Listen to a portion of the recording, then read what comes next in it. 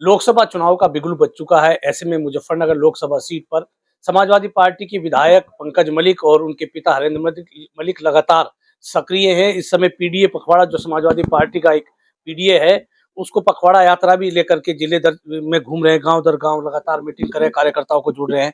क्या एक तैयारी समाजवादी पार्टी और राष्ट्रीय लोकदल गठबंधन की मुजफ्फरनगर में?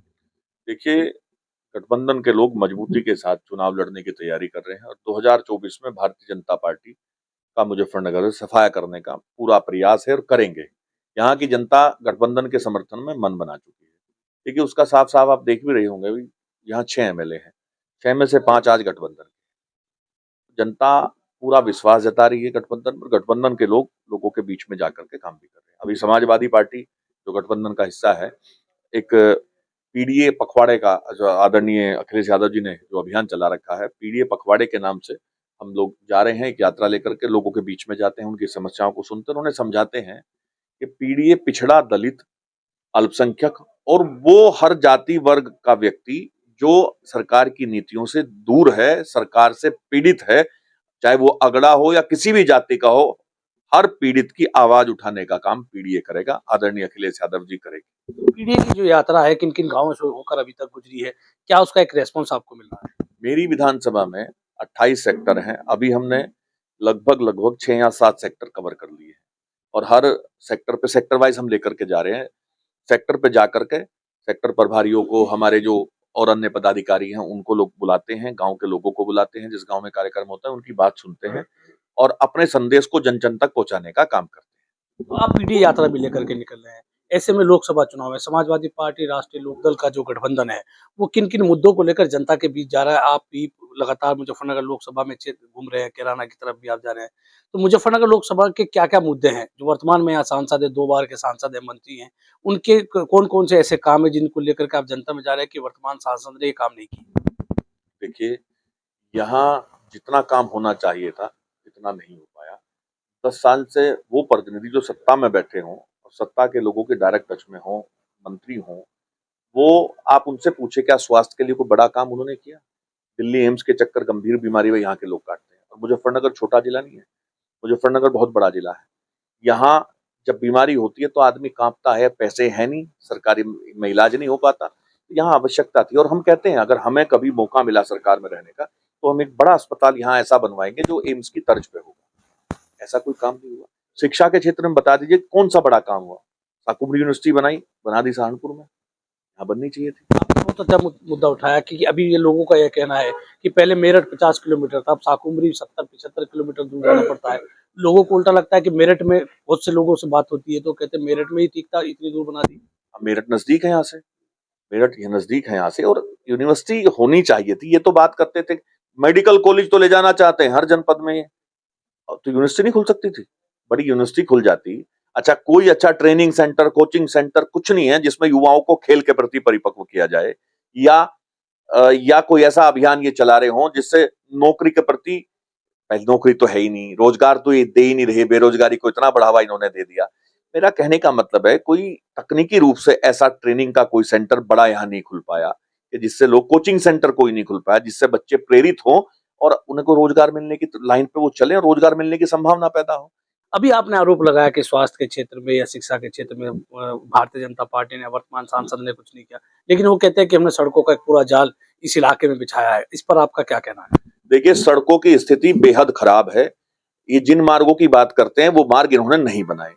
आप चाहे दिल्ली सहारनपुर मार्ग की बात कर लो, पहले से चला आ रहा था प्रोजेक्ट, पुराना प्रोजेक्ट है। मेरठ करनाल की बात आप कर लीजिएगा, पुराना प्रोजेक्ट है, आज की बात नहीं। मैं तो कहूंगा पानीपत खटीमा मार्ग कई बार पहले से प्रस्तावित था और बनना था पहले से। अच्छा, एक बात बताइए, सड़कें भी नहीं बनाएंगे तो क्या बनाएंगे? और जो इन्हें करना चाहे था वो इन्होंने नहीं किया। आप दिल्ली से निकलते हैं, दिल्ली से देहरादून मार्ग की काया पलट होगी। इन्होंने क्या किया उसके लिए बताइए? इन्होंने क्या किया? मेरे खूब याद है जब उस समय हम कांग्रेस में हुआ करते थे, कॉरिडोर यहां बनने जा रहा था, वो इन्होंने रोक दिया। इन्होंने कोई अच्छा काम यहां नहीं किया। अच्छा, एक बात बताइए, जो आदमी हाईवे पे बैठ करके जाएगा, जिसका ये गुणगान करते हैं, हाईवे पे जाएगा, वो गांव से तो होकर के आएगा। ग्रामीण संपर्क मार्गों की बहुत दयनीय स्थिति है। 2-3 मार्ग मैं बताऊंगा राशिद जी, आप जाइएगा तो आपको ये लगेगा कि मोटरसाइकिल से उतर के आप पैदल खींचने का काम उसको करेंगे। आप जाइए बघरा से तिरपड़ी होते हुए बुढ़ीना खुर्द, आपको एहसास होगा कि वहां गड्ढे नहीं, गड्ढों में ही सड़क है, बहुत बुरी स्थिति है। और अब दिक्कत क्या है उनकी, उन्हें पहले से इस संदर्भ में जागरूक होना चाहिए। और मैं तो धन्यवाद दूंगा चरथावल की जनता को जिन्होंने मुझे विधायक बनाने का काम किया। मैं अब जब प्रयास करता हूं तो अब वो भागे फिर रहे हैं, अब वो पत्थर मंत्री का काम कर रहे हैं। आप खुद देखिएगा, एक रास्ता यहां से हम लोगों ने सदन में उठाया, सदन के माध्यम से उठाया, अधिकारियों से मैं मिला, क्योंकि ये जानते नहीं संवैधानिक रूप से लोकतांत्रिक तरीके से चुनाव में एमएलए हूं, मेरा अधिकार है सरकार से काम कराने का, है नहीं? आप बताइए, है ना? उसके नाते मैंने बघरा से चरथावल की एक सड़क पास कराई। इन्होंने उसमें देरी की। विकास में कोई देरी करता है सिर्फ इसलिए कि नाम उनका हो? उन्होंने देरी की, उसकी चौड़ाई का दुष्प्रचार कर दिया कि चौड़ाई पहले कम थी, मैंने बढ़वा के लाया। जितनी चौड़ाई में मैंने प्रयास किया था उतनी चौड़ाई में पास हुई है, जहां से अब दोबारा बनेगा रास्ता। कुल मिलाकर के वो झूठ बोलने के अलावा कोई काम नहीं करता। सड़कों की स्थिति आज वास्तव में बहुत खराब है। अच्छा, इन्होंने बता दिया, यहां बताइएगा कौन सा मेडिकल कॉलेज ऐसा खुला है जहां इलाज आराम से हो जाए या सरकारी दर पे एडमिशन हो जाए? है कोई कॉलेज, मेडिकल कॉलेज? बताइए। ये कुछ इन्होंने नहीं किया, ये ना करना चाहते। ये तो जात और धर्म में लोगों में भेदभाव पैदा करके अपनी राजनीतिक गाड़ी को चलाना चाहते हैं, पद पाना चाहते हैं। जितना उन्हें समय हुआ ना राजनीति में, उससे ज्यादा समय मुझे हो गया। मेरे पिताजी तो बहुत सीनियर है, बहुत सीनियर है। मैं 5 चुनाव लड़ चुका और मैं जानता हूं कि जनता की दिक्कतें क्या हैं, और जनता के दर्द को अपना दर्द मैं इसलिए समझता हूं कि वो जनता है तो हम हैं।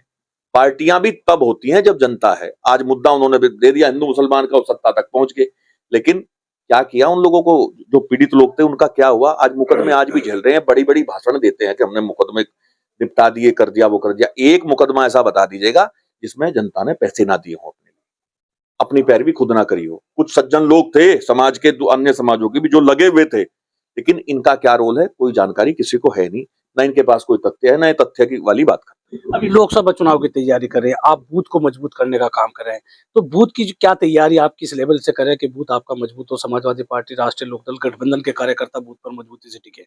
देखिए, समाजवादी पार्टी की गठबंधन के लिए तैयारी है कि हर बूथ पे बुजुर्गों का आशीर्वाद और कम से कम 10 से 50 के बीच में यूथ हमारे साथ खड़ा है, खड़ा रह करके हमें चुनाव लड़ाएगा।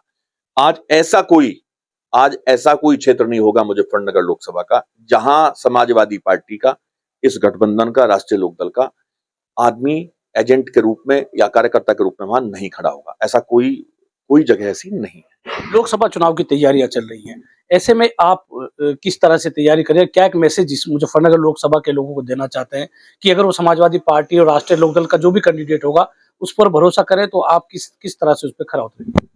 देखिए, मैं एक ही संदेश देना चाहता हूं, समाजवादी पार्टी और गठबंधन को वोट दें, ध्यान रख करके वोट दें कि हाथरस में दलित की बेटी के साथ क्या हुआ था। याद रखें कि खिलाड़ियों के साथ किस तरह से अत्याचार किया गया, किस तरह से उनके आंसू निकालने का काम किया गया। हमारे क्षेत्र में बहुत खिलाड़ी है। याद कीजिएगा कि गन्ना किसान के साथ क्या हुआ। आज गन्ने का रेट इन्होंने कर दिया 370, किया 350 था। जब 350 था तब भी किसान मिल में गन्ना बहुत कम डाल रहा था। आप देख लीजिएगा, नो के नोरी हमारे यहाँ मिल, वो कोल्हू पे डाल रहा था। चूंकि दुर्भाग्य की बात है, कोल्हू वाले तो मार्केट जब शुगर की अच्छी है तो कोल्हू वाले तो दे रहे 400 से 450, 450 तक, और इनकी ऐसी योजनाएं हैं कि किसान मिल में गन्ना ही डालने को तैयार नहीं है। तो ये जब आदमी वोट डालेगा ना, उनके याद आएगा कि गन्ना किसान के लिए इन्होंने क्या किया। मेरे खूब याद है, इनके उस समय राष्ट्रीय अध्यक्ष थे, शामली में 2017 में आए थे। वो वहां वादा करके गए थे कि हम 400 से ज्यादा भुगतान देने का काम करेंगे, मूल्य देने का काम करेंगे। ये बात करते हैं, इनके तो कहने में और करने में बड़ा अंतर है। मैं समाजवादी पार्टी से संबंध रखता हूं। अगर समाजवादी पार्टी की सरकार आती है और समाजवादी पार्टी कोई ऐसी योजना बनाती है जिससे किसानों को या नौजवानों को दिक्कत होगी, तो हमारे नेता ऐसे हैं, जब जनता के बीच में हम जाएंगे और उनकी बातों को सुनेंगे, उनकी बातों को सुन करके हम अखिलेश यादव जी को कहेंगे, हम में क्षमता है, हम कह सकते हैं। इनसे बताइएगा, 3 काले कानून आए थे, इन्हें बताओ कौन से नेता ने जाकर के लोगों को समझाने के अलावा अपने नेताओं से बात की हो?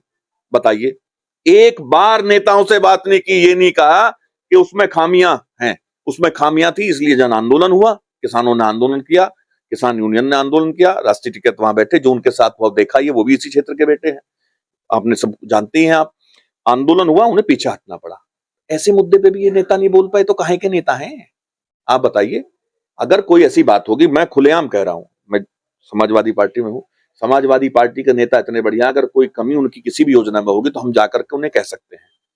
एक जनप्रतिनिधि का इतना सम्मान है, चूंकि समाजवादी पार्टी के नेता अखिलेश यादव समझते हैं, जानते हैं कि जनप्रतिनिधि जनता से है और जो जनता चाहती है, जनता की दिक्कतें हैं, उसका दायित्व बनता है जनप्रतिनिधि का वो अपने नेताओं से कहे और सदन में उठाने का काम करे। हम सदन में बोलते हैं भारतीय जनता पार्टी के लोगों को ये याद नहीं रहता सदन में जाते वक्त कि उन्हें पार्टी ने सिर्फ सिंबल दिया है, वोट जनता ने दिया है। जनता की बात नहीं उठाते, बस अपने लोगों का राग अलापने का काम करते हैं। सांसद जी कोई क्लिप दे दो ना मुझे, आप सांसद जी की कोई क्लिप आप मुझे दे दीजिए जिसमें वो जनता के मुद्दों को वहां उठा रहे हो सदन में। है कोई किसान की बात की हो, नौजवान की बात की हो, और ये तो कह देंगे हाँ भाई होना नहीं चाहिए था, भुगतान होना नहीं चाहिए था, इतना कम रेट या रेट जारी हो जाना चाहिए था। तुमने क्या किया भैया, सरकार से बात की तुमने? आपका कहना है कि भाजपा के जो नेता हैं वो शीर्ष नेतृत्व के सामने अपनी बात को रख नहीं पाते? नहीं कह पाते, बिल्कुल नहीं कह पाते, ये सच्चाई है। और उन्हें कहना चाहिए, क्योंकि जनता किसी भी जनप्रतिनिधि में, जो चुनाव जनप्रतिनिधि है उस पर जनता का पहला अधिकार होता है, क्योंकि जनता की वोट से वो बनता है लोकतंत्र में। और जितना उन्हें जनता के बीच में रहना चाहिए उतना रहे भी नहीं, ये सच्चाई बता रहा हूं आपको। तो ये थे पंकज मलिक, जिन्होंने स्थानीय मुद्दों को बड़े जोरदार ढंग से उठाया और कहा कि भारतीय जनता पार्टी के नेता अपने शीर्ष नेतृत्व से अपनी बात नहीं रख सकते, जबकि समाजवादी पार्टी में पूरी तरह से छूट है कि वो अपने नेता से जनता की समस्याओं को उनके सामने रख सकते हैं। मैं हूं राशिद अली और आप देख रहे हैं खोजी।